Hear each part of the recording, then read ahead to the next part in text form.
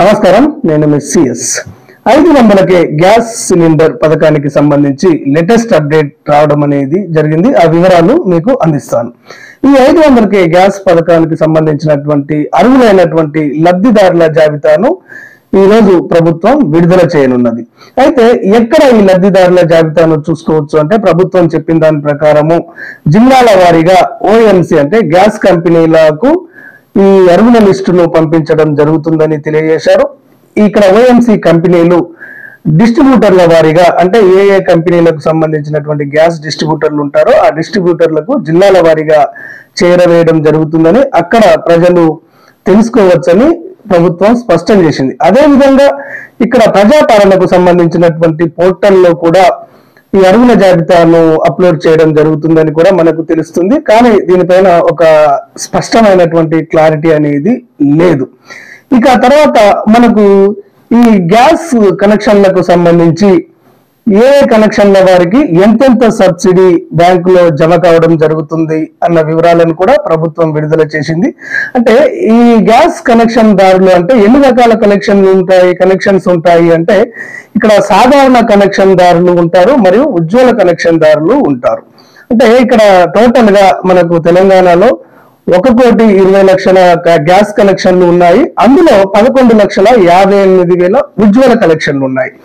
ఈ రెండింటిలో నుంచి టోటల్ గా 40 లక్షల మందిని మాత్రమే మొదటి విడతగా సెలెక్ట్ చేసి ఈ 500కి గ్యాస్ ఇవ్వడం జరుగుతుందని ప్రభుత్వం ఇంతకుముందే స్పష్టం చేసింది.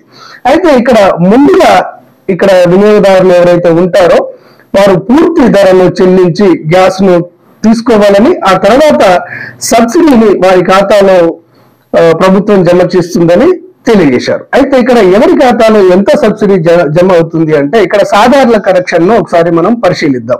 ఈ రోజు టుడే గ్యాస్ ధరను ఒకసారి మనం పరిశీలిస్తే ఇక్కడ 970 రూపాయలు ఈ రోజు గ్యాస్ ధర ఉంది. ఈ గ్యాస్ ధరను పూర్తిగా చెల్లించి ప్రజలు ఈ గ్యాస్ ను తీసుకోవలసి ఉంటుంది.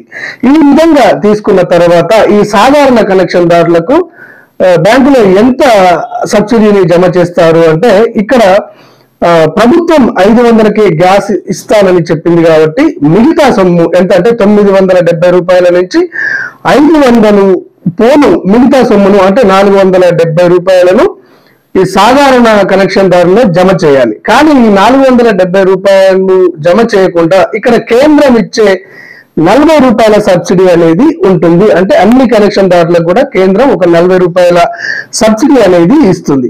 ఈ 470 రూపాయల నుంచి 40 రూపాయల కేంద్ర సబ్సిడీని కూడా కట్ చేసి ఇక్కడ 430 రూపాయలు ప్రజల అకౌంట్ లో డెబిట్ పద్ధతిలో జమ చేయడం అనేది జరుగుతుంది సాధారణ కలెక్షన్లకు. ఇక తర్వాత ఉజ్వల కలెక్షన్లకు సంబంధించి మనం పరిశీలిస్తే ఇక్కడ గ్యాస్ ధర 970 రూపాయలు ఉంది. ఇక్కడ వినియోగదారుడు ఎంత చెల్లించాలి? 500 చెల్లించాలి. ఈ 500 చెల్లిస్తే ఎంత ఉంటుంది? 470 రూపాయలు గవర్నమెంట్ సబ్సిడీ రూపంలో ఇవ్వాలి, స్టేట్ గవర్నమెంట్. కానీ ఇక్కడ ఈ ఉజ్వల కనెక్షన్ దారులకు కేంద్ర ప్రభుత్వము 340 రూపాయల సబ్సిడీ అనేది ఇస్తుంది. ఈ సబ్సిడీని కూడా రాష్ట్ర ప్రభుత్వము తీసుకొని ఇక్కడ 130 రూపాయల సబ్సిడీని ఈ ఉజ్వల కలెక్షన్ దారుల బ్యాంకు ఖాతాలో జమ చేయడం అనేది జరుగుతుంది. ఓకే, క్లారిటీగా అర్థమైంది అనుకుంటాను. ఈ 500కే గ్యాస్ సిలిండర్ పథకానికి సంబంధించి ప్రభుత్వం ఎలాంటి మార్పులు చేర్పులు చేసినా, ఏమైనా సవరణలు తీసుకువచ్చినా గానీ అట్టి విషయాలను వెంటనే అంతర్నేత్ర ఛానల్ మీకు తెలియజేస్తుంది. ఈ సమాచారం మీకు వెంటనే తెలియాలి అంటే తప్పకుండా అంతర్నేత్ర ఛానల్ ను సబ్స్క్రైబ్ చేసుకోండి. ధన్యవాదాలు.